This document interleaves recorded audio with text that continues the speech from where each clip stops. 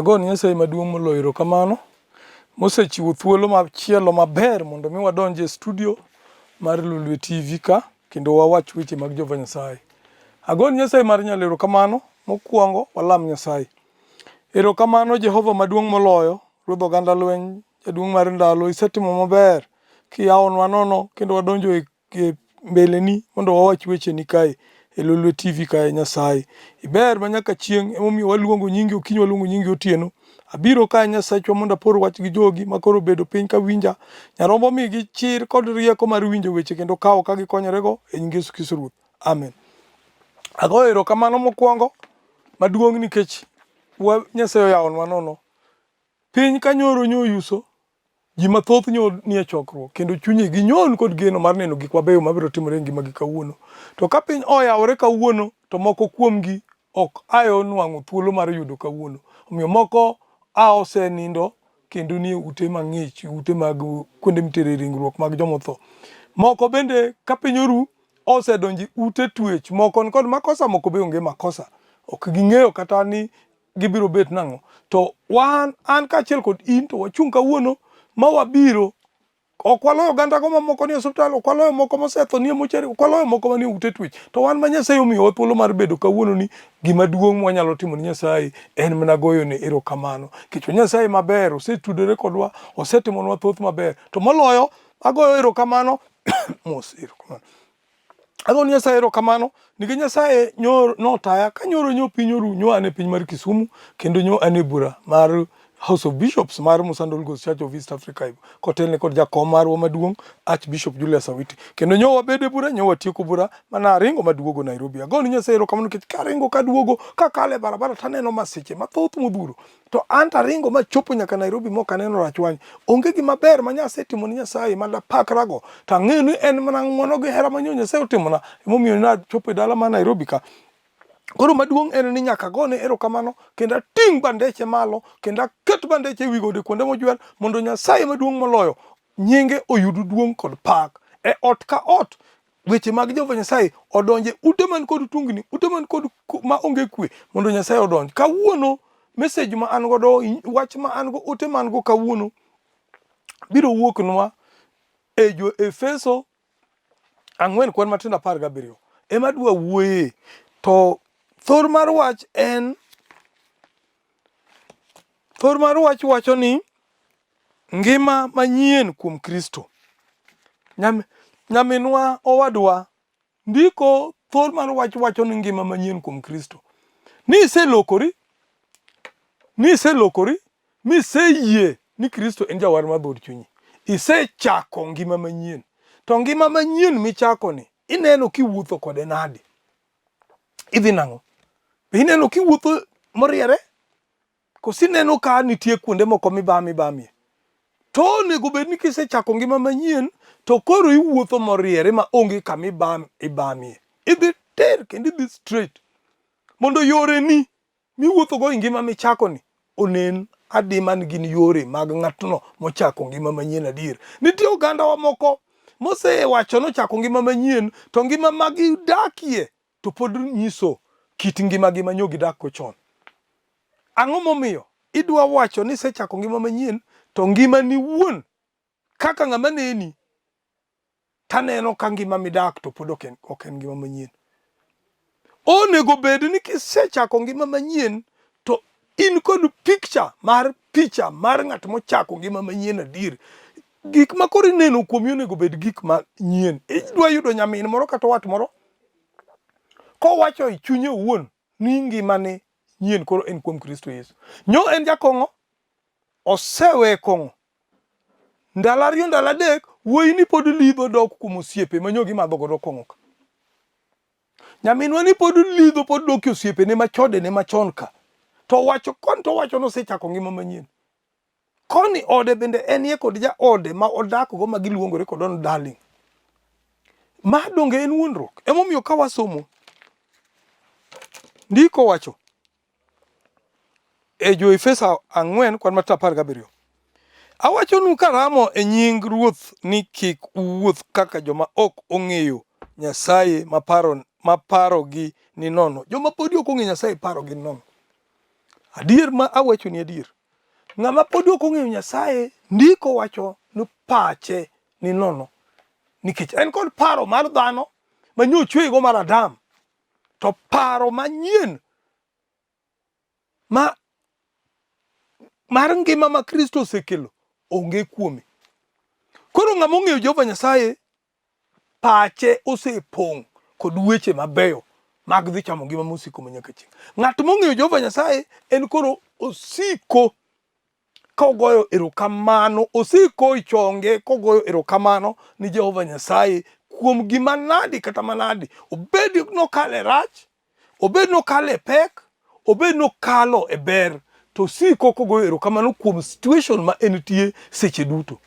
Mano en ng'at mong'eyo Jehova Nyasaye. To ng'at mok ong'eyo Jehova Nyasaye en osiko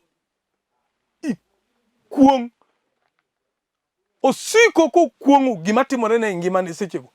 To ng'ama osiko kokuong'o kowacho ni ok otimone maber en Jehova Nyasaye. Ma osemi muya nono iyweyo. Ka ng'at moro machielo monyalo mane be winjo maber kabisa. Ng'at moro machielo mariek, profesa, dokta, nie mochari onindo. To in kar mondo igo erokamano kuom ngima moweni, tisiko mana kilaumu Nyasaye, isiko mana kilaumu. Ok inyal goyo, onge gima positive e ngimani. In to karang'o ma ibiro bedo positive, ibiro bedo kod medruok e ngimani.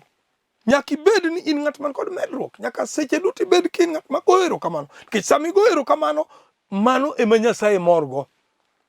Kuom situation mikale, seche moko nyaminwa ituo, seche moko nyaminwa ichandri manyo tich pok iyudo, seche moko nyaminwa kamidakie nitie tungni, seche moko wadwa kamidakie nitie tungni, seche moko wadwa kamitie ionge kod kwe.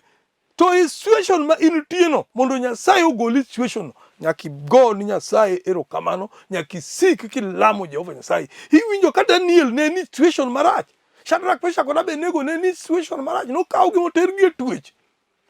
Kaeto tok terogi e twech to tergi e mach mosemok mowachne liel nyadibiriyo mar mach ma kawaida, mondo giwang' girum gilokre buru. To e situation no ne pod gisiko gigoyo ni Jehova Nyasaye erokamano. Kendo Nyasaye noparo gima kata ka ne gin e mach. To wach ni Ruoth ka nodhi neno to neno dhano 4 instead of Shadrach, Meshach kod Abednego, to oneno ng'at mar 4. To penjo ni to ne wawito ji 3. Ng'at mar 4 cha en ng'at mar 4 cha en ng'at mobiro nikech erokamano mane Shadrach, Meshach kod Abednego osebet ka goyo. Nikech sama ni makogi kikelogi e twech, nyaminwa to wadwa parane ni ji moko nyotho, nyonegi ji moko. To gine gitony mokel gima ne twech. Nikech teko mar Jehova Nyasaye, Nyasaye nowacho ni jogi dhi tony mana ka kawogi gina terogi e twech. To sama ne gidhi e twech ne ok giweyo nying Jehova Nyasaye, ne ok gilaumu ni Nyasaye emomiyo tergi e twech. Nikech ne giseloko ngimagi kod Jehova Nyasaye, kendo ne giseluoko kitgi ma kitgi ochalo kod kit Jehova Nyasaye. Ma emomiyo hali ma gintie ni Nyasaye biro kalogie. Ka Nyasaye gologi e mach mok tho, to duokogi e ngima kendo. Kendo ka Ruoth oneno ka giwuok e mach ka ok ging'we kata iro, to Ruoth wacho ni kara Nyasaye monego walam en Nyasach Shadrach, Meshach kod Abednego. Haleluya. Gini otimore ni nyaka Daniel. Nikech nyiego mar piny owit Daniel e bur sibuor. To ka Ruoth odhi okinyi koluongo Daniel, Daniel ng'at Jehova, be Nyasache mitiyone okonyi. To Ruoth mondo idag aming'a, kaka nadonjo ka. Nyasaye nomako dho sibuoche kendo onge gima ne sibuor nyalo timo.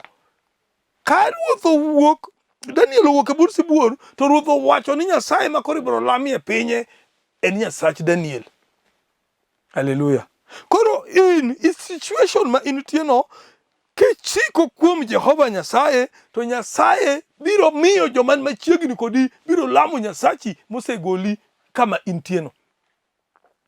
Ine tuo kendo chunyi osetho miwacho na mato ok anyal chango kendo. To Nyasaye osegoli hali ma intie no mokeli mibedo mangima. Kata kapodi ok ichango, to ng'e ni Nyasaye milamo no, Nyasaye neni kendo winji.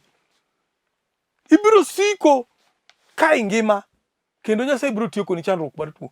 To ka ok igo ni Nyasaye erokamano, isiko kilaumu, idondri adonda kod wach mar Jehova ni Nyasaye ok otimo ni maber, Nyasaye pod ok opara, Nyasaye timo mag macha.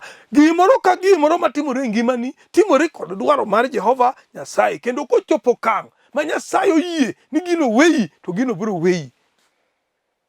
To maduong' ma Nyasaye dwaro kuomi en mana goyo ni Jehova Nyasaye, siko kigoyo ni Nyasaye erokamano kuom hali ma intie e sechego. Nyaminwa, owadwa,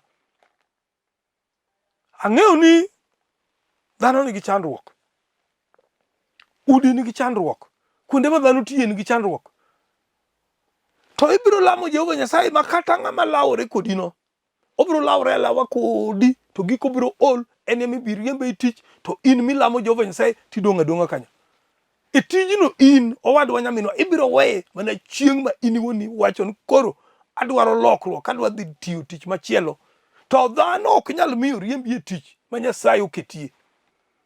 Dhano ok nyal miyo itho mok Nyasaye omi. Nikech Nyasaye nochweyowa to miyowa nyaka nwabiro tho. Nikech tho no bende ngas mwabiro dhigo e polo. To dhano biro paro pachgi.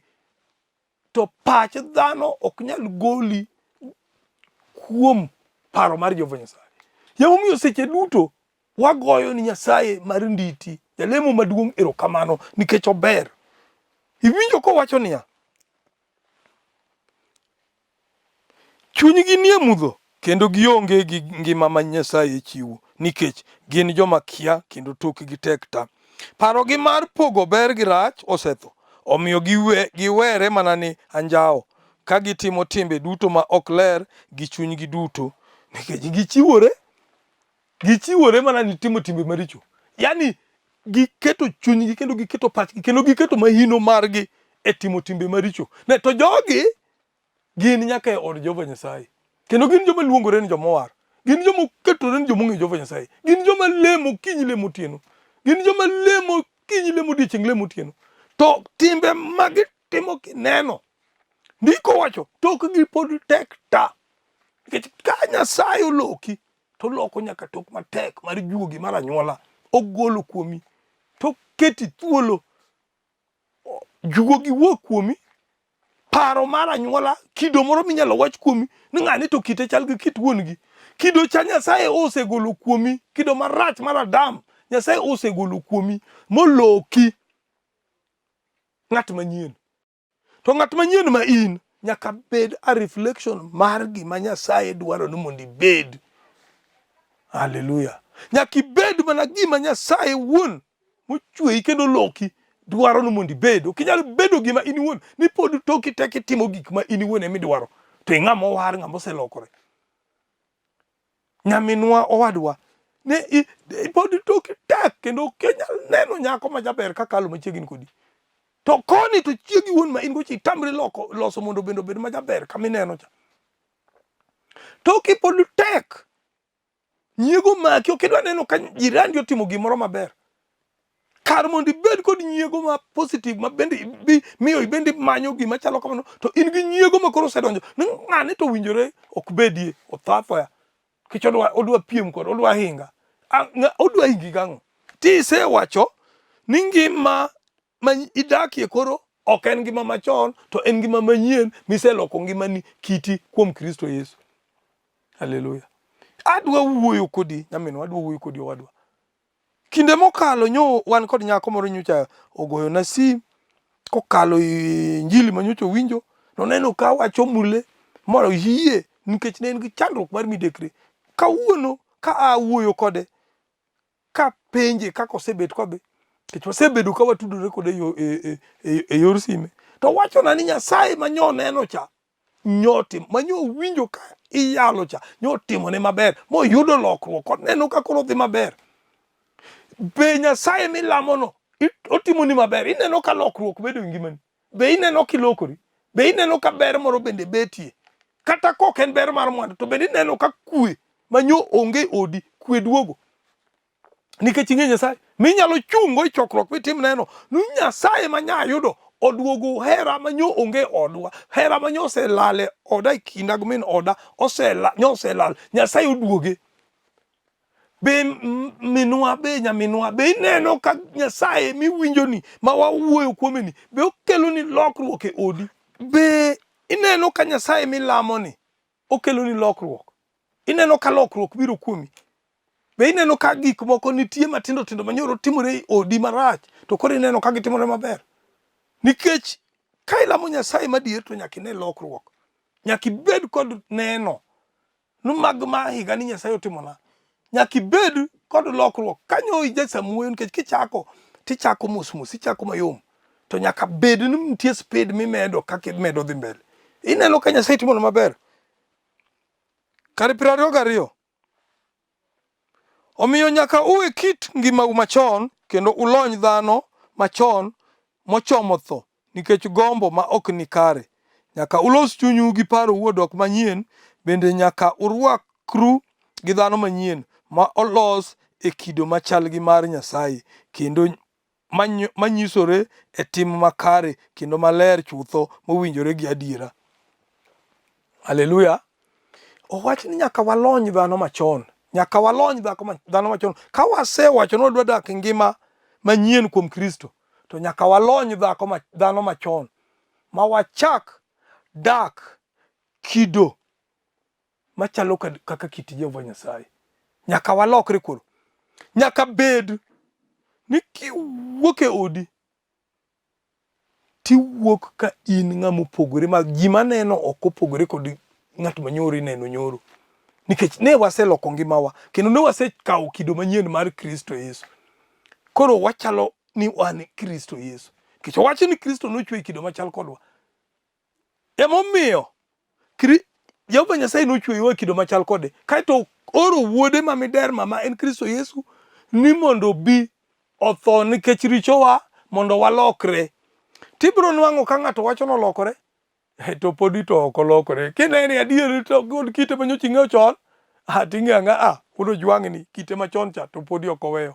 Inene ka en owuon to kasore kendo wacho nolokore, to ng'ama nene mbele kacha to wacho osiepna ni to lokruok madier to pod ok ne kuo. Idwaro ni nyaka ibed ranyisi mar kit Kristo.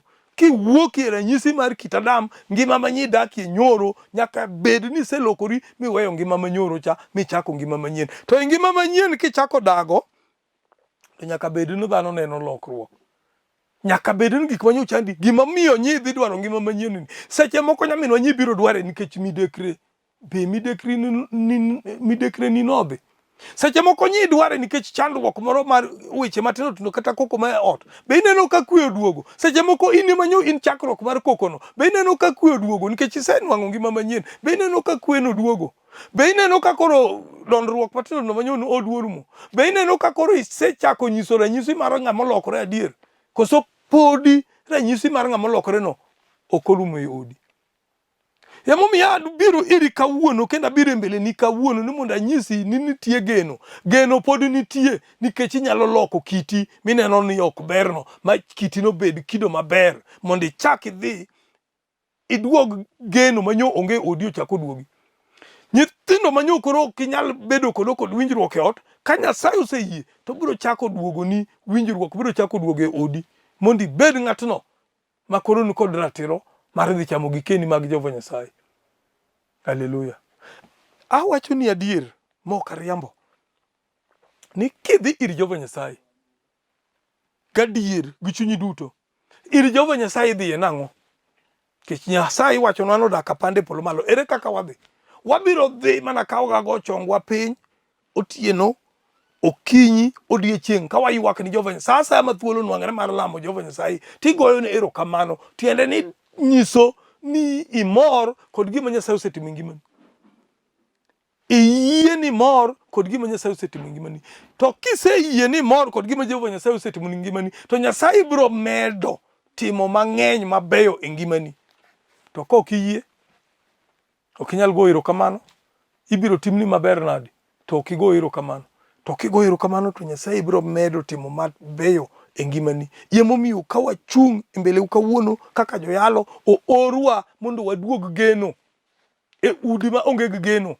Oorwa mondo waduog geno e udi ma onge geno. Oorwa mondo wabi waduok winjruok e udi maonge winjruok. Oorwa mondo wabi wakel kony ni jogo maonge kony. Haleluya. Ka wayudo somo matin ka wadhi mbele. Emomiyo koro weuru miriambo ng'ato ka ng'ato mondo owach ni wadgi mana adiera nikech wan duto wan fuond ringruok achiel. Ka mirima omako ng'ato kuomu to kik owe mirima tere e richo, kendo kik owe chieng' podhi kapod en gi mirima. Kik umi Satan thuolo makamano. Ng'ama yande kwalo nyaka we kwelo mondo ochak tich matek. Haleluya. Owach ni ng'ama yande kwalo owe kwelo. Ng'ama nigi mirima nyaka yie mondo we mirima dog chien, mondo duog ir Kristo Yesu, mondo bed ng'at ma koro nyalo wuoyo ka en ng'at ma pache ni thuolo. Ingen ka mirima ni kuomi to kata kiwuoyo to ok inyal bedo ng'ama pache thuolo. Inyalo poke irodhnogo, irodha wach nikech ich wang' ma in go. Nyaka ibed koro ng'ama ni thuolo eka inyalo wacho wach mawinjore. Nyaminwa e ot kama intie no, nyaka ibed ni kidwa wuoyo tikwongi kawo mirima iketo piny tiwuoyo ka in sober, ya ka jaduong' winjo wach miwacho. Owadwa kidwa wuoyo to kibig mirima gi nyadhi gi ng'ai ma in godo no, ni ng'ayo nikech dhako ing'eyo ni dhako ok ti, koro kibiro tichako ng'eyo onge gimikonyago ka, ang'o mitimo, ang'o mitimo. In tiparo ni konyo Nyasaye gang'o? Nyasaye omi teko miyudo tich mije gamba go e otno. Iparo ni konyo Nyasaye gang'o? Itimo ni Nyasaye ang'o maber? Ka ok muna goyo nero kata goyo nero kamano kende mokigo, to mi tek ichungo kinyi idhi tijno yudo ka tijno nitie ng'at moro mane ok otimo kata rach moro to en to noseriembe tich, to kiduogi ot tiduogo gi ng'ai, kiduogi jirani duogo gi ng'ai, isungri, iwuoyo mang'eny. Nyasaye emomiyo in kaka in no kawuono. Nyasaye emomiyo an kaka an ni kawuono. Omiyo gima duong' manyalo timo kapodi ok adonje ng'ai gi weche matindo mang'eny, to nyaka god Nyasaye mar nyalo kamano, to nyaka par ni dhano ochwe e kido mar Jehova kendo giromre giduto. Kapok Nyasaye otimona hono mayudo gima paro nadwaro, to ng'enu honda biro ni e wang' yo. In miseyudo ng'en mara biro kendo abiro yude kiny kata oruye. Kata ang' odhiambo kachopo odhiambo seche moko Nyasaye osetimona mara. Omiyo seche moko kiny wana bed marom, or kiny na kali. Omiyo seche moko nyamin mijaro mitugo go ni kiny no bed marom kodi kata ma kali. Nyasaye omiyo ji duto kipawa kod pi kod gweth maromre. To mara ema pok ochopo. Emomiyo ibiro neno nyamin ni onge gimikonyago. In ot kanyo ibet tiji mana tiji chiemo. Chiemo to luoko ni nyaka lewni. Iduogo ga iluoko lewni. Tiji chiemo to tedoni. In be mach rewi ga jikon. Kiseng'eyo Jehova Nyasaye to nyaka ibed machalre kod Nyasaye. Nyadhi, ng'ai, weche mibolo, mibayo ni ji nyaka koro rum. Agon Nyasaye mar nditi mar nyalo kamano. Momiyo wabiro kawuono ma wachope mbele Jehova Nyasaye. Nyasaye ni en Nyasaye maber. Nyasaye ni en Nyasaye ma jatim gima ber. To ber ka ng'ato timo neno ni osetimone maber. To kisika kilawa ina gi complain to Nyasaye ok nyal timoni maber. Emomiyo akwe nyaminwa akwe owadwa wachung'uru motegno ma ok wang'ingni. Wachung'uru kuom Kristo Yesu nikech Kristo ber. Ober adier. To chung' kodwa motegno emomiyo wabe nyaka wachung' motegno. Ngima ma wadago ni ok wadago ngima wawegi, to wadago ngima mar Kristo. Wadak ka Kristo ema miyo wamuya. Wadak ka Kristo ema lochonwa. Wakalo e tembe gi masiche mathoth ma waneno kod ma ok wane. To Nyasaye osesiko ka en jakorwa koloyonwa. Omiyo seche duto ma wachung' mbele Jehova Nyasaye to wachung' ka wan kod chir. Wachung' ka wan kod chir. Wachung' ka wang'eyo ni Nyasaye ema osemiyo wabedo kaka wan. To nono to dikoro piny osebedonwa matek. Seche moko dikoro ne piny osebedonwa matek. Ne kaka wete, kaka nyithi ji olewo e kong'o oko ka. Ne kaka nyithi ji olewo e chode oko ka. Ne kaka nyithi ji timore oko ka. Kiwuotho e barabara ka. To nitie moko mong'eyo Nyasaye ma odak ngima mar reflect kido mar Jehova Nyasaye. Gin ikwanogi kaka joma ochako ngima manyien kod Kristo. Piny rach kendo koro tuoche osebiro e piny. Homa osebiro e piny mok chiedhre. Tuoche nyose biro machalo ukimwi to nyogi biro to gidonjo nyaka kuom jomong'eyo Jehova Nyasaye. To king'eyo Nyasaye matut, Nyasaye geng'i. ogengi gu familia mari ubed e ngima manyien ma Kristo Yesu musekelo. To koda ngima ma balabalo tibro neno ka wecheni ok bidhi maber. Omiyo agoyo ni Nyasaye mar nditi, alemo maduong' erokamano. Maduong' mokwongo agoyo ni Nyasaye erokamano kuom ngima momiya go ganda go moriwo wago e dala ma Nairobi kan mwalam pako go Jehova Nyasaye.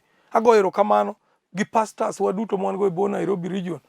Pastor Bernard mane dala mar Kayole, Pastor Mark Juma e dala mar Kawangwari, Pastor Dana Bole e dala mar Kikariobangi. God Nyasaye maduong' erokamano. Pastor Charles Oruko e dala mar Athi River, Pastor George Sao e dala mar Madhari. Nyasaye osetimonegi maber. Pastor Mike Otieno, Central Diocese.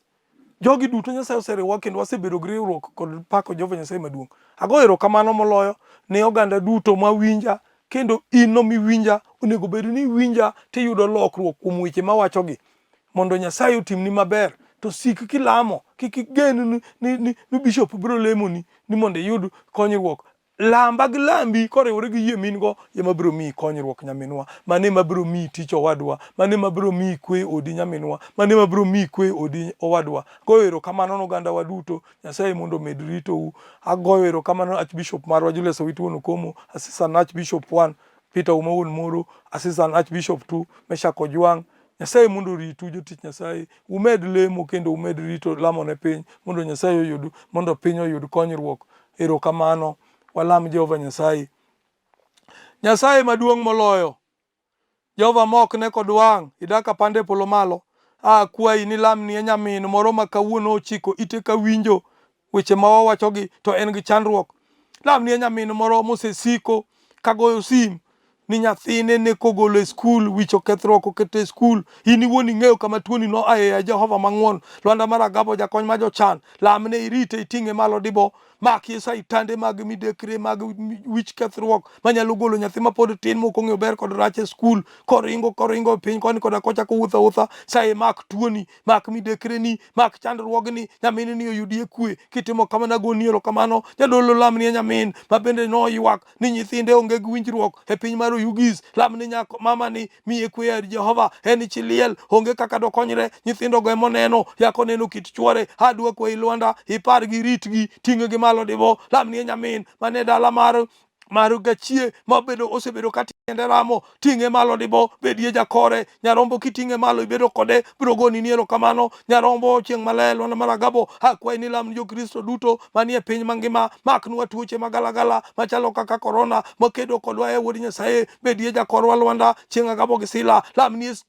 TV ni kawuono ni lamni ni studio ni lamno oganda matiyo ka. Lamni wuodi ni kokelo mabendo yie mondo wabwa yali injili ka gi jotelo duto Sachwa kachiel gi jende duto matiyo kanie ruodha nyaka matimo weche mag mako weche. Nyarombo bed jakorgi. Nyimine duto gowete matiyo e odni Ruoth iting'i malo bed jakorgi. An bende akwayi lamnwa e ruodha e diocese marwa ma Nairobi City. Lamnwa e jadolo e Nairobi region. Ting'wa malo jaduong' mandalo. Kitimo kamano to agoni erokamano e nying Yesu Kristo Ruoth. Amen. Agoni erokamano chieng' maler. Asewachonu ni nyinga en Stephen Otieno Ojwang'.